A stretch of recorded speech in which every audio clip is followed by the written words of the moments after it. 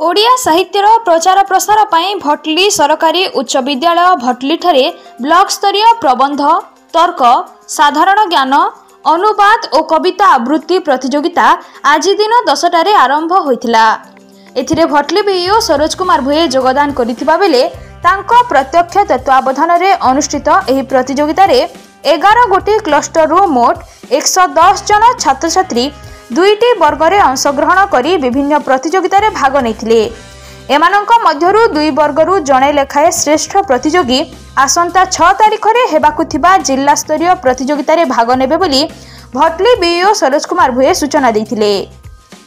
शिक्षक दिलीप चंद्र महापात्र, विभूतिभूषण दास, वीरेंद्र साहू, अशोक डंसना, देवानंद बिसी, कृष्ण केदार साहू, ढालेश्वरी पटेल, ललित विश्वाल, कृपासिंधु प्रधान, लोपामुद्रा प्रधान, पार्वती प्रधान, श्रीवत्स पाणिग्राही, अनिमा बारिक, लक्ष्मीनारायण साहू, रोहित महानंद, लोकनाथ मेहेर, सुक्रू गरडिया प्रमुख विचारक भाव में दायित्व तुलाइथिले।